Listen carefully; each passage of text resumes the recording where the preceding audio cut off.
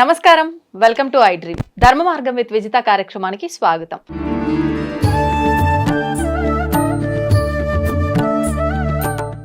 నమస్తే అండి.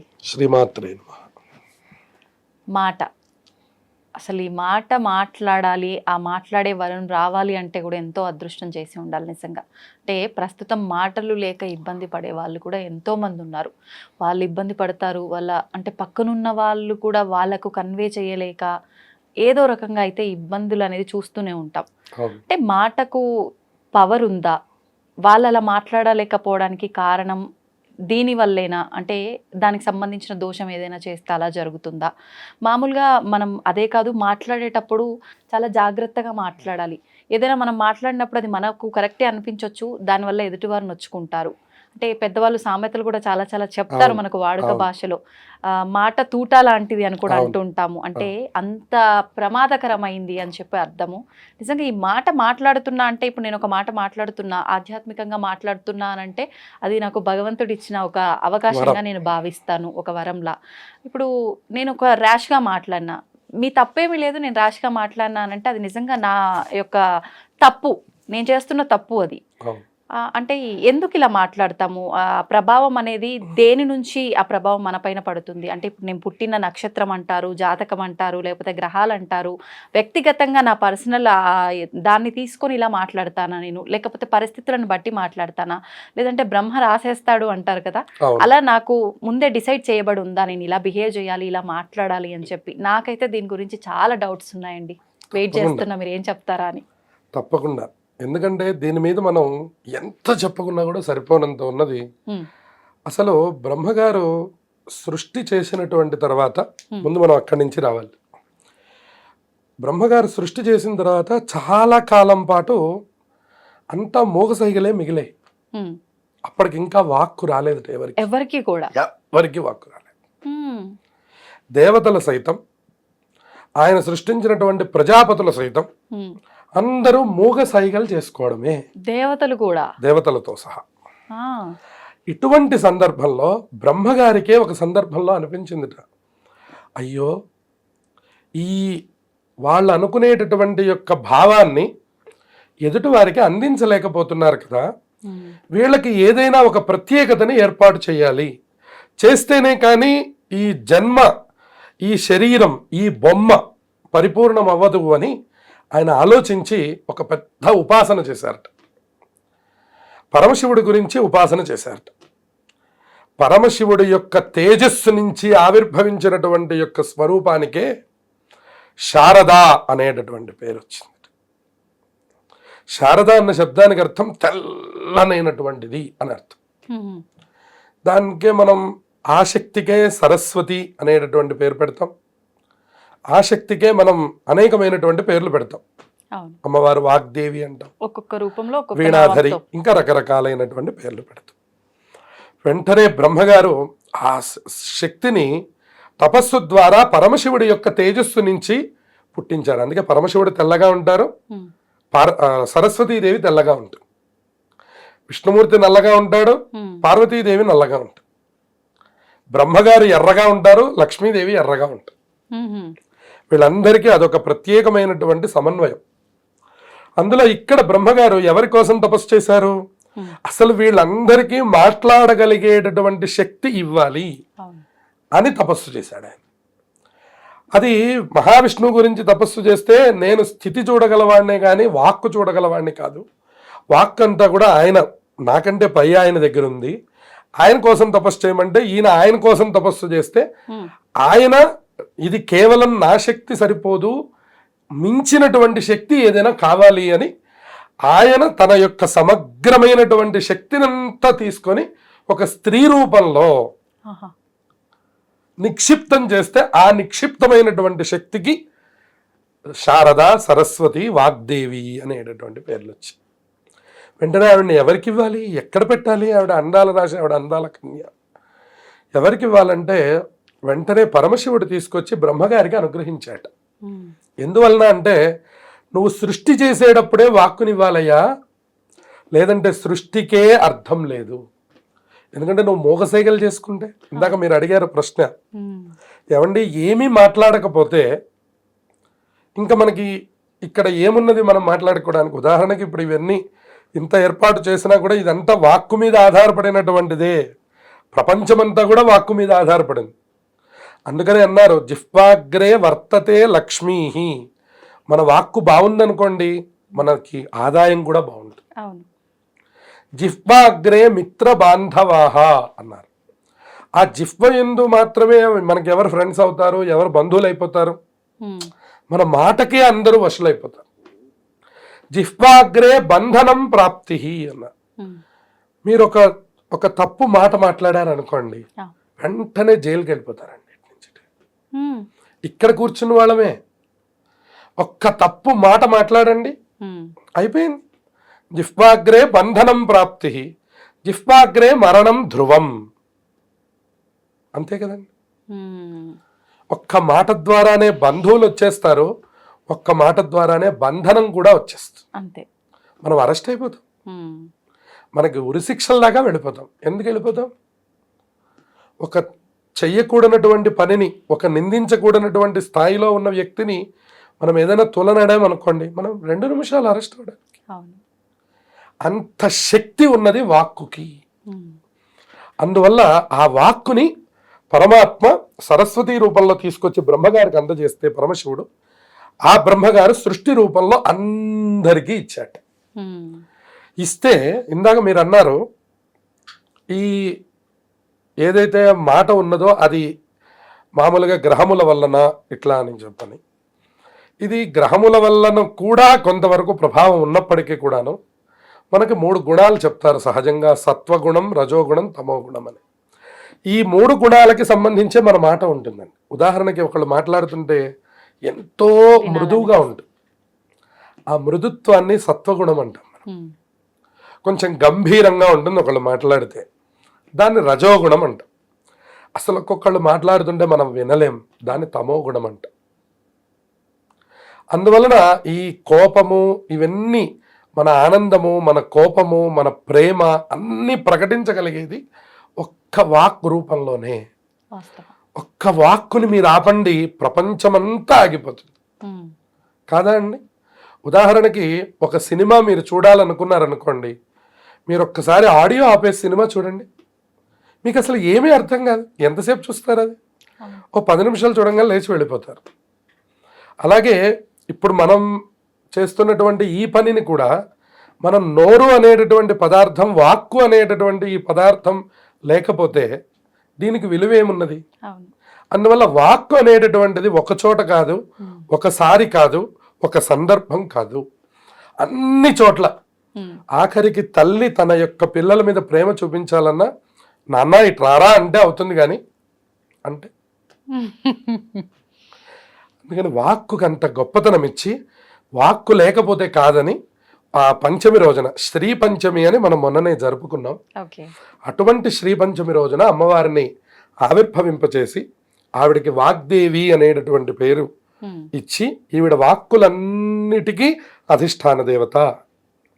అదేనండి సరస్వతి అనుగ్రహం అంటే. సరస్వతి అనుగ్రహం ఉంటేనే వాక్కు. సరస్వతి అనుగ్రహం లేదనుకోండి, మీరన్నట్టు ఈ 2 మాటలు మాట్లాడే అవకాశం కూడా ఎంతమందికి ఉందండి? అందుకని అంత సరస్వతి అనుగ్రహం. ఇప్పుడు అలా మాటలు రాకుండా ఉన్న వారి పరిస్థితి ఏంటి? వాళ్ళకి ఎందుకు అలా జరిగిందంటారు? అది అంటే వాళ్ళు చేసుకున్న కర్మనా, లేకపోతే ఎలా చేసుకోవచ్చు? ఆ కర్మ యొక్క అనుసారం మాత్రమే మనకి మన యొక్క శరీర విషయములు కానివ్వండి, మనకి చదువు, డబ్బు, ఇవన్నీ కూడా కర్మ ద్వారానే వస్తాయండి. ఒక వాచ్మ్యాన్ ఇంట్లో పుట్టినటువంటి యొక్క కొడుకుని కలెక్టర్ అవ్వడం మనం కొన్ని సందర్భాల్లో మనం చూస్తున్నాం. ఇది ఎలా సాధ్యం అంటారు మీరు? అంటే అసలు మనం ఎక్స్పెక్ట్ కూడా చేయలేము. ఆయన ఆదాయం ఏంటి, పరిస్థితి ఏంటి, చదివించిన చదువు ఏంటి, ఫలితం ఏంటి. అందువలన ఇవన్నీ కూడా ఖచ్చితంగా పూర్వజన్మార్జితమైనటువంటి పుణ్య పాపములు. అంటే మనం ఎంత ప్రయత్నించినా, ఏం చేసినా ఫైనల్ గా ఏది ప్రయత్నించడం అనేటటువంటిది మనం పరీక్ష రాయడం లాంటిది. ఫస్ట్ ఎవరికో వస్తుంది కదా అని చెప్పని మనం పరీక్ష రాయడం ఆపేయడం లాంటిది అన్నమాట. ఇప్పుడు మనం అనుకున్నటువంటి పరీక్ష అందరూ రాయాలి, కానీ ఫస్ట్ ఒక్కళ్ళకే కదా నిర్ణయం. అంతేగాని ఆయన ఫస్ట్ ఎవరికో ఒకళ్ళకి వస్తుంది కదా, నేనెందుకు రాయడం, నాకెందుకు శ్రమ అనడం ఎట్లాంటిదో, మనం ప్రయత్నం చేయకపోవడం కూడా అట్లాంటిదే. ఖచ్చితంగా భగవత్ ప్రార్థన చేయాలి. మనకు అవకాశం ఉంది కదా, అందులో మనం నెగ్గవచ్చు, నెగ్గలేకపోవచ్చు. కానీ ఫస్ట్ అనేటటువంటిది ఒకడికే కదా. 500 మంది విద్యార్థులు ఒక స్కూల్ తాలూకు పరీక్ష రాస్తే 500లో నుంచి ఒకళ్ళే రావాలి. 499 మంది ఏదో ఒక ర్యాంకులో ఉండిపోతారు తప్పించి ఒక ఫస్ట్ ర్యాంక్ అనేటటువంటిది ఒక 50 మందికి ఇవ్వరు, 500 మంది ఉన్నారని.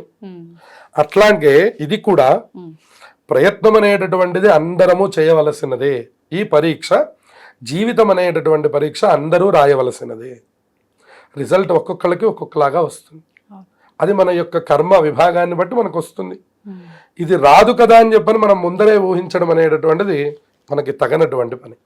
అందుకని ఆయన ఏం చెప్పారు గీతలో, కర్మణ్యేవాధికారస్తే మా ఫలేషు కదాచన. మీరు నన్ను ఆశ్రయించండి, ఫలితం నేను ఇవ్వవలసిన వాడిని. నన్ను నమ్మినటువంటి వాళ్ళకి అహంత్వా సర్వపాపేభ్యో మోక్షయిష్యామి మాశుచ. అది నా బాధ్యత. మీరు మీ బాధ్యత అనుకున్నారనుకోండి, మీరు అనుభవించండి. మీరు భగవంతుడి దగ్గర ముందర పెట్టి ఇది నీ బాధ్యత అన్నారనుకోండి, అప్పుడు మీ మీద భారం తగ్గుతుంది, పరమాత్మకి భారం పెరుగుతుంది.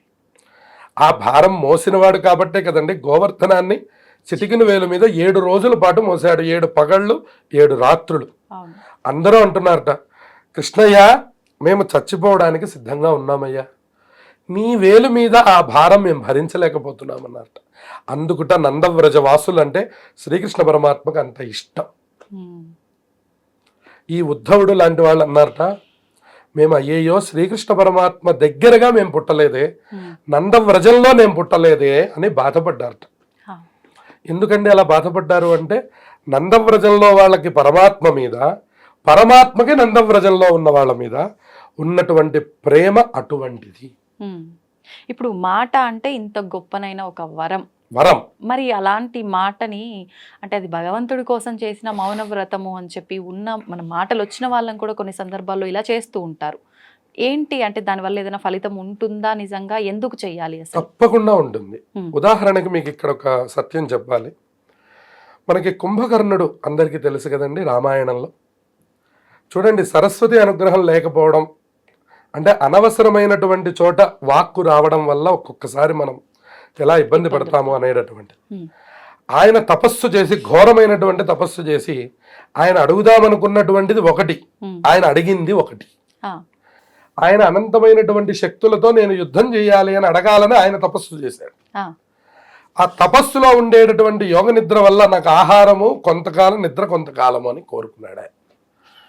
ఇప్పుడు 6 మాసాల పాటు నిద్ర 6 మాసాల పాటు భోజనం నువ్వు దివ్యంగా చెయ్యి అని పరమాత్మ అనుగ్రహం చేశాడు. ఆయన అదే పని చేశాడు. దాన్నే మనం సరస్వతి అనుగ్రహం అంటాం. సరస్వతి అనుగ్రహం అంటే మాట వేరు, సకాలంలో బుద్ధి తోచి మాట్లాడడం వేరు. అందుకనే రామచంద్రమూర్తి అలా మాట్లాడేవారట. సత్యం బ్రూయాత్ ప్రియం బ్రూయాత్ న బ్రూయాత్ సత్యం అప్రియం సత్యంచ నానృతం బ్రూయాత్ ఏష ధర్మ సనాతన. నువ్వు సత్యం చెప్పవయ్యా, సత్యం చెప్తున్నాను కదా అని కఠినంగా చెప్పకు. ప్రియం బ్రూయాత్, అందంగా చెప్పు. నా బ్రూయాత్ సత్యం అప్రియం, నువ్వు ఎప్పుడు కూడా సత్యం చెప్పాలి, ప్రియముగా చెప్పాలి కదా అని చెప్పని అబద్ధం చెప్పకు. సత్యంచ నానృతం బ్రూయాత్, సత్యం చెప్పే ప్రయత్నంలో నువ్వు ఏదైనా కొత్తమైనటువంటి అబద్ధాలు చెప్తావేమో, అబద్ధములు చెప్పద్దు. ఏది చెప్పాలో అది మృదువుగా, అందంగా ఎదుటి వాళ్ళకి అందే విధంగా చెప్పు అని విశ్వామిత్రుడు రామచంద్రమూర్తికి నేర్పిస్తాడు మాట గురించి. అట్లా ఏష ధర్మ సనాతన అన్నాడు. ఇదేనయ్యా సనాతనమైనటువంటి ధర్మం, వేరే ఏమీ లేదు. అందుకనే మనం ఇందాక చెప్పుకున్నాం కదా, ఈ మాట వలనే మనకి ప్రపంచమంతా వశం అవుతుంది. ఈ మాట వలనే ప్రపంచమంతా మనకి దూరం అవుతుంది. ఈ మాట వలనే మనకి సింహాసనంలో అభిషేకం జరుగుతుంది. ఈ మాట వలనే మనకి ఉరికంబం ఎక్కే పరిస్థితి వస్తుంది. అన్ని నిర్ణయములు మన యొక్క నాలిక చివరి భాగంలో ఉండిపోయినాయట. అందుకని నీ యొక్క జీవితం అంతా ఎక్కడుంది నీ శరీరంలో అంటే నీ యొక్క నాలిక చివరి భాగంలో ఉన్నాయి. అందుకనే ఇక్కడ చమత్కారమైన విషయం చెప్పుకోవాలంటే, ఒకసారి నాలికని పళ్ళన్నీ అడుగుతున్నాయట. పాపం మీరందరూ నాకు బాగా సహకరిస్తున్నారు. ఏ కఠినమైన పదార్థాలు పెట్టినా కూడా ఈ దంతములు బాగా నవిలి నాలికకి రుచిని అందిస్తూ లోపలికి పంపిస్తూ ఉంటాయి. మీరందరూ నాకు చాలా ఉపకారం చేస్తున్నారు కదా, మీకు కూడా నేను ఏదైనా ఉపకారం చేద్దాం అనుకుంటున్నాను, నేనేం ఉపకారం చేయగలను అని నాలుక దంతములను అడిగిందిట. అప్పుడు దంతములు అన్నాయిట, నువ్వు జాగ్రత్తగా మాట్లాడు చాలు, లేకపోతే అంటే పళ్ళు రాలిపోతాయి అంటున్నారు అందరూ. సరిగ్గా మాట్లాడింది నువ్వు, రాలగొడతానంటుంది మమ్మల్ని. అందుకని చెప్పి నువ్వు చాలా జాగ్రత్తగా మాట్లాడితే నువ్వు నాకు చాలా ఉపకారం చేసినట్టు అని మనకి చెప్పినట. ఇదంతా ఒక చమత్కారమైన కథ. కాబట్టి మనకి ఆ వాక్కుకి అంత పెద్ద గొప్పతనం ఉంది. ఆ వాక్కుతోనే మనం అంత గెలవగలం, వాక్కుతోనే అందరినీ తీసుకొచ్చి అక్కడ కూర్చోబెట్టగలం. ఉదాహరణకి పెద్దలు చాగంటి కోటేశ్వరరావు గారు లాంటి వాళ్ళు, ఒక గరికపాటి నరసింహారావు గారు లాంటి వాళ్ళు, వీళ్ళందరూ ఒక ప్రవచనం చెప్తే ఒక 2000 మంది 5000 మంది కూర్చుంటున్నారంటే ఆ శక్తి దేనిది? వాక్కు. ఆ వాక్కు, ఆ అమృతధార అలా రావడం, అది మన చెవులను పడడం, వాటి కోసమని ఇవాళ ఇంతమంది సనాతనంగా వెళుతున్నారు అంటే ఆ మాట గొప్పతనం అంత స్థాయిది అని మనకు అర్థమవుతున్నది. కాబట్టి ఈ సందర్భంలో వాళ్ళని కూడా తలుచుకోవడం, ఎందుకంటే వాళ్ళందరూ వాగ్దేవి వరపుత్రులు వాళ్ళందరూ. కాబట్టి వాళ్ళందరూ ఎట్లా మనకి సరస్వతి రూపాల్లో మనకు కనపడుతున్నారో, మన దగ్గర కూడా మన సరస్వతి మన స్థాయిలో మనకున్నది. ఎలా? ప్రతి వాళ్ళకి భగవంతుడు వాక్కు ఇచ్చాడు కదండి. ఆ వాక్కు లేకపోతే ఎంత కష్టమో మనకే అర్థమవుతుంది. ఉదాహరణకి ఒక రోజు మౌన వ్రతం చేస్తే, ఇందా మీరు అడిగారు, అంటే మాట విలువ తెలియడం కోసం ఆ మౌన వ్రతం చేయడం అనే కాదు, మాటకి నియంత్రణ రావడం కోసం, మాటకి శక్తి రావడం కోసం. ఇది వరకు ఏమీ మాట్లాడేవారు కాదు, అలా మౌనంగా ఉండేవారు. ఆ మౌనం అనే ఉపాసన ద్వారా మన మాటకి ఒక శక్తి వస్తుంది. ఆ శక్తి ద్వారా వాళ్ళు వాళ్ళ యొక్క ప్రయోజనాలను పొందుతారు. పెద్దవాళ్ళు ఇంకొక మాట కూడా చెప్తారు, ఎంత ఎక్కువ మాట్లాడితే అంత తొందరగా ఆయుష్ తగ్గిపోతుంది, క్షీణిస్తుంది అని చెప్పి. ఇది వాస్తవమా? ఖచ్చితమైనటువంటి మాట. దీనికి మనం ఉదాహరణ చెప్పాలంటే, మీకు దక్షిణామూర్తి యొక్క స్వరూపాన్ని మీరు బాగా పరిశీలనం చేయండి.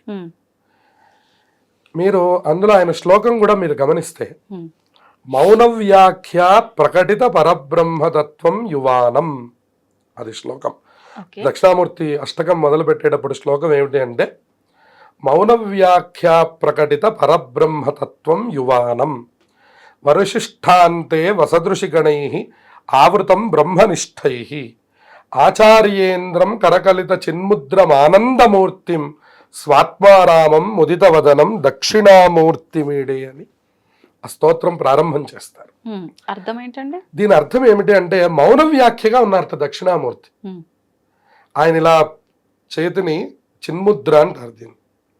ఈ చిన్ముద్ర పెట్టి సింహాసనంలో కూర్చొని అలా మౌనంగా ఉన్నారట. గురోస్తు మౌన వ్యాఖ్యానం శిష్యాస్తు చిన్న సంశయా. మీరు అనవసరమైన మాటలు 100 మాట్లాడండి, మీకు ఏ రకమైన సమాధానం దొరకదు. కానీ మీరు మంచి గురువు దగ్గరికి వెళ్ళి కూర్చోండి, ఆయన మీతో మాట్లాడరు, మీరు ఆయనతో మాట్లాడరు, మీ మనస్సులు మాట్లాడుకుంటాయి. మీ సమాధానానికి, మీ ప్రశ్నలన్నిటికీ సమాధానం వాటంతటదే దొరికిపోతుంది. మీ అంతటి మీరే సమాధాన పడిపోతారు. అంతే కదా, నేను ఈ పని చేస్తే సరిపోతుంది కదా, ఆయనే మిమ్మల్ని పిలిచి నువ్వు ఈ పని చేయరా అని చెప్పరు. కానీ గురు సన్నిధి అంటాం మనం. ఆ సన్నిధిలోకి వెళ్ళంగానే మనకి సహజంగానే అలా మన ప్రశ్నలన్నీ మనకి సమాధాన పడిపోయి వారికి నమస్కారం చేసేసి, నేను అంటే ఏ చింతతో నేను వచ్చానో అది నాకు తీరిపోయింది, సో నేను వెళ్ళొస్తాను ఇంకా అని మనం వచ్చేస్తాం. కాసేపు అక్కడికి వెళ్ళి కూర్చుంటే నాకు చాలా ఆనందంగా ఉందంటాం. ఇక్కడ ఆనందం కాదు, మనమేమో చాలా భారంగా ఉందని వెళ్తాం, భారం అంతా తగ్గిపోయింది. దీన్నే మనకి ఋషులందరూ కూడా ఏం చేశారటంటే, 4 శిష్యులు ఉన్నారు ఆయనకి, సనక, సనందన, సనత్ కుమార, సనత్ సుజాత అనే 4. వాళ్ళ 3 బ్రహ్మమానస పుత్రులు. వాళ్ళకి అసలు తత్వం గురించి ఎన్నో ఎన్నో ఎన్నో ప్రశ్నలు ఉన్నాయట. కానీ వాళ్ళ పరమశివుడు దక్షిణామూర్తి రూపంలో పైన కూర్చొని ఉన్నాడు, ఆయన అలా చూస్తూ ఉన్నారట. అసలు వీళ్ళేమి ప్రశ్న అడగట్లేదు, ఆయనేమి సమాధానం చెప్పట్లేదు. దాన్నే శంకరాచార్యుల వారి శ్లోకంలో రాశారు, చిత్రం వటతరోర్మూలే. అసలు మొదలు పెట్టడమే చిత్రం అన్నారు. ఇది చాలా చిత్రంగా ఉందయ్యా. ఎందుకని? వటతరోర్మూలే, వటతరం అంటే ఇది మన మర్రి చెట్టు, వటవృక్షం అంటాం. వటతరోర్మూలే వృద్ధా శిష్య, వృద్ధుడైనటువంటి వాళ్ళు శిష్యులుగా ఉన్నారు. గురుర్ యువ, గురువు గారు యువకుడు. అంటే వయసుతో సంబంధం లేదు, లేదు, జ్ఞానం. అంతే కదా. ఇవాళ మీరు పురోహితులను చూస్తే మేము వెళ్ళే ఇళ్ళు పెద్దవి, మేము చిన్నవాళ్ళం అనమాట. అంతే కదా. వృద్ధా శిష్య గురుర్ యువ, గురువు గారు యువకుడు, శిష్యులందరూ వృద్ధులు. గురోస్తు మౌనం వ్యాఖ్యానం, గురువు గారు ఏం చేస్తున్నారు? మౌనంగా కూర్చొని ఉన్నారు. శిష్యాస్తు చిన్న సంశయ, శిష్యులందరికీ వాళ్ళ సంశయాలన్నీ చిన్నమైపోతున్నాయి. ఇది ఎట్లా సాధ్యమండి అంటే ఆ గురుత్వంలో ఉన్నటువంటి గొప్పతనం అది. అందువల్ల మనకు అనేకమైనటువంటి సంశయాలు ఉంటాయి, కానీ ఆ మౌనం ఎన్నిటికో సమాధానం అన్నమాట. మౌనం అనేటటువంటిది ఒక ఉపాసన. మౌనం వల్ల మనం నిజమైనటువంటి మనం యోగాని, సహజ యోగాని, ఇవాళ మనం చాలా రకాల యోగాలు, మెడిటేషన్లు చేస్తున్నాం. ఈక్వల్ టు మెడిటేషన్ మౌనవ్రతం, అంతే కదండి. మెడిటేషన్కి వెళ్ళి మనం పబ్లో లాగా సౌండ్లు పెట్టి డాన్సులు చేస్తామండి. ఒక పీస్ కోసం వెళ్తాం, ఒక ఆనందం కోసం వెళ్తాం. అసలు అక్కడ పిన్ డ్రాప్ సైలెన్స్, అసలు అక్కడ ఎవ్వరూ మాట్లాడకూడదు. అటువంటి ప్రదేశంలోకి వెళ్ళడాన్నే మనం యోగా అంటున్నాం. దీన్ని యోగం అంది శాస్త్రం. ఏమిటి యోగం? మీరు మౌనంగా ఉండండి. ఉదయం సంధ్యాకాలం 8 గంటల వరకు, 6-7 గంటల వరకు, కనీసం సంధ్యాకాలం అంటాం దాన్ని, 6 గంటల నుంచి 7 గంటల వరకు మౌనంగా ఉండండి. అప్పుడు పిల్లల్ని తిట్టడం, అప్పుడు మనం ఏదో ఒకళ్ళనొకళ్ళు తిట్టుకోవడం లాంటి పనులు అప్పుడు చేయకండి. ఎందుకంటే అది సంధ్యాకాలం, అది ఉగ్రమైనటువంటి కాలం. అక్కడ తథాస్తు దేవతలు ఉంటారు, వాళ్ళు అనుగ్రహం చేస్తారు. వాడు అంటే ఇది నేనే అడగాలనుకున్నా యాక్చువల్గా. చాలా మంది కొన్ని మాటలు అంటే ఏదైనా ఎదుటి వారిని అన్నప్పుడు అది నిజంగా జరుగుతోంది అని చెప్పి గట్టిగా నమ్ముతుంటారు. అరే వీడు ఎదురొచ్చినా సరే, వీడు నోటితో ఏదైనా అన్నా సరే నాకు అది అట్నే జరిగిపోతుంది అని చెప్పి సెంటిమెంట్ గా ఫీల్ అవుతారు. అంటే అక్కడ తన మాటకున్న పవర్ అనుకోవాలా, లేదంటే అన్న సమయాన్ని బట్టి ఆ సమయానికి ఉన్న పవర్ అనుకోవాలా? అక్కడ రెండు కూడా కుదురుతాయి. ఇప్పుడు మనకి కేవలం మనం అనుకున్నటువంటి మాటే కాదు, అన్న సమయం కూడా ముఖ్యం. అందుకనే మీరు గమనించండి, మళ్ళీ మనం రామాయణం తీసుకుంటే కైకా అమ్మవారికి దశరథ మహారాజు గారు వరం ఇచ్చాడు. ఆయన చేస్తాను అని చెప్పని అన్నారు. ఆవిడ ఎప్పుడు అడిగిందంటే సందర్భం చూసి అడిగారు, కానీ ఆవిడ దానికంటే ముందర అడగలేదు. ఆవిడ రాముల వారిని సింహాసనంలో చెయ్యొద్దని ఆవిడ ఎప్పుడు అడిగారు? రేపు అభిషేకం ఉందనంగా ఇవాళ అడిగితే ఆ పాచిక పారింది. కానీ మీరు ఒక వారం రోజుల ముందర గనక కైకమ్మ వారు గనక ఈ అప్లికేషన్ గనక పెడితే ఇది అసలు సాగేదా? లేదు.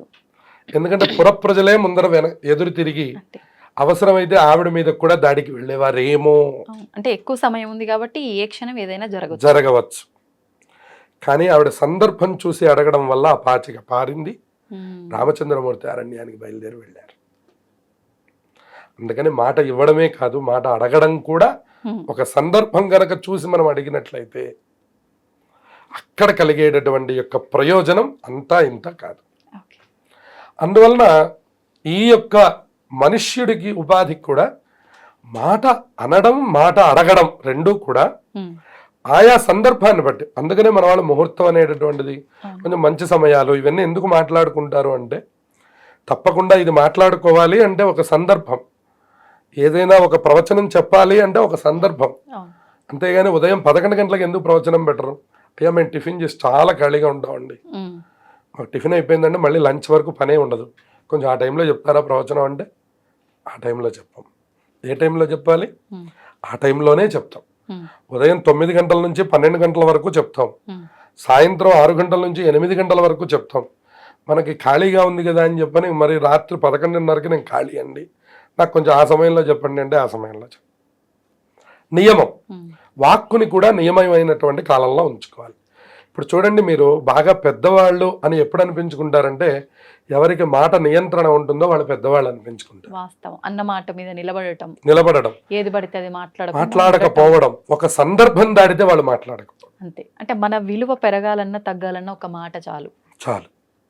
మాటతో మాత్రమే అన్నీ సాధ్యమవుతాయి. మాటతో మాత్రమే మనం ప్రపంచాన్ని వశం చేసుకోగలం. మాటతో మాత్రమే ప్రపంచానికి మనం ఉన్నతమైనటువంటి స్థానంలో ఉండగలం. మాటతో మాత్రమే మనం ఉన్నతమైన స్థితికి కూడా వెళ్ళగలం. మాట కూడా భగవంతుడి తాలూకు మాట మాట్లాడినప్పుడు మన యొక్క నోరు, మన యొక్క వాక్కు, మన యొక్క శరీరం, ఆ శబ్ద ధ్వని ఎక్కడి వరకు వచ్చిందో అదంతా కూడా పవిత్రం అవుతుంది. అందుకనే భగవంతుడి యొక్క మాటలు మాట్లాడమన్నారు. దీన్ని వాగ్రూపమైనటువంటి సేవ అంటారు. అదే కదా పెద్దలు చెప్తున్నారు. పురాణ ప్రవచనం చెప్పడం, వాక్కుని సమాజం కోసం వాడటము అంటే అది కూడా సమాజానికి అందిస్తున్నటువంటి వాగ్రూపమైనటువంటి సేవ, అంతే కదండి. ఉదాహరణకి ఒక కీర్తన మనం చక్కగా పాడి తిరుమలలో త్యాగరాజ మండపంలో వినిపించారు అనుకోండి, అది భగవంతుడికి చేసినటువంటి గాన సేవ, అంతే కదండి. అంతేగాని అది జనరంజకమైనటువంటిది అనేటటువంటిది ఒక కోణం తప్పించి వీళ్ళు దేనికి పాడుతున్నారు అక్కడ అంటే లోపల ఉన్నటువంటి యొక్క పరమాత్మ యొక్క విని మనల్ని ఆశీర్వచనం చేయాలి. అట్లాగే ఇవాళ మనం ఇక్కడ మాట్లాడుకుంటున్నాము అన్న ప్రజలందరికీ మంచి జరగాలి తో పాటుగా 15 మందిలో ఒక 2 మారి మంచి మార్గంలో నడిచిన ఈ ప్రయత్నానికి మంచి ఫలితం అనేటటువంటిది వస్తుంది. అందుకని వాక్కుని నియంత్రించుకోవడం, ఏ కాలంలో నియంత్రించుకోవాలి, ఏ కాలంలో ప్రయోగించాలి, అన్ని వేళలా మౌనం మంచిది కాదు, అన్ని వేళలా మాట్లాడటము మంచిది కాదు. దాన్ని బుద్ధి ఎరిగి చక్కగా మన పురాణాలు, మన యొక్క ఇతిహాసాలు ఏం చెప్తున్నాయి, భారతం ఎంత గొప్పగా చెప్పిందండి. అందువల్ల ఈ ఎపిసోడ్ మనకి సరిపోదు. అందువల్ల ఇవన్నీ కూడా మనం ప్రత్యక్షంగా మన అనుభవంలో మనం పరిశీలించుకొని ఎవరికి వాళ్ళు నడవగలిగితే వాక్కుతోనే మనం సమస్త విజయాల్ని సాధించగలం. ఇది మనకి ఎంతోమంది గతంలో వాళ్ళు కూడా ఆచరించి చూపించారు. మన కళ్ళ ఎదురకుండా ఎంతోమంది వాక్కుతో ఇవాళ మన ఇళ్లలో స్థిరంగా తిష్ట వేసుకున్నటువంటి ఒక ఎస్పి బాలసుబ్రహ్మణ్యం గారు కానివ్వండి, ఇట్లా వాళ్ళందరూ వాళ్ళ గొంతులతో, వాళ్ళ వాక్కులతోనే కదండి మనలో ఉండిపోయారు ఎప్పటికీ. అట్లా ఒక ఘంటసాల గారు, వాళ్ళ జీవనం 40 సంవత్సరాలే, కానీ ఇవాళకి మీరు ఘంటసాల గారి పేరు చెప్తే ఒక ఆనందం. ఒక ఎస్పీబి గారు, ఒక చిత్ర గారు, వీళ్ళందరూ ప్రవచనాల్లో మనకి చాగంటి కోటేశ్వరరావు గారు, ఇలా వీళ్ళందరూ, అలాగే ఒక సిరివెన్నెల సీతారామ శాస్త్రి గారు, వాళ్ళు రాస్తున్నటువంటి ఒక్కొక్క మాట ప్రపంచం మీదకి ఒక్కొక్క ఆయుధం లాంటి. ఇవన్నీ కూడా వాక్కుకి సంబంధించినటువంటివి. వాళ్ళు కేవలం రాయడమే కాదు, ఆ రాసినటువంటి దాన్ని పాడారు. వాళ్ళు పాడి ఆ మాటల్ని ప్రజల్లోకి పంపించడం వల్ల దాన్ని చూసి ఇదివరకు మారేవారు అనమాట. ఆ లిరిక్స్ మీద అంత గొప్ప దృష్టి పెట్టేవారు. అందుకనే భారతం అందరికీ నోటికి వచ్చేది. శుద్ధ బ్రహ్మ పరాత్పర రామ అని మొదలు పెడితే రామాయణం మొత్తం అందరికీ నోటికొచ్చు. అలా ప్రతి విషయం కూడా వాళ్ళకి బాగా పురాణంలో శ్లోక రూపంలో లోపలికి సారము తత్వము అర్థం కాకపోయినా అసలంటూ జ్ఞానం అనేటటువంటిది ఉండేది. అంటే ఏం చేయాలి చేయకూడదని అవగాహన ఉండేది. అదంతా కూడా వాక్కు వల్లనే జరిగింది. ఇదివరకు ఉషశ్రీ గారని వారు రామాయణం చెప్తూ ఉండేవారు. ఆ రామాయణం వింటూ ఉండేవారు. రాత్రి 7 అయిందంటే రేడియో మధ్యలో పెట్టి ఉషశ్రీ గారు రామాయణం వినేవారు, ఉషశ్రీ గారు భారతం వినేవారు. ఇలా మనకి వాక్కు వల్ల ఎంతో మందిని తరింపజేసే అవకాశం కూడా ఉంది. పరమాత్మ ఇవాళ మనకిచ్చాడు. నిజంగానే దాని వలన ఆ సేవ నిరంతరంగా కొనసాగాలి అని ఆ వాగ్దేవి అయిన సరస్వతీదేవిని ప్రార్థన చేస్తూ అందరూ నియంత్రణలో ఉండాలి. వాక్ నియంత్రణ వల్ల సమాజాన్ని మరింతగా జయించి మంచి శుభ ఫలితాలు పొందవచ్చు.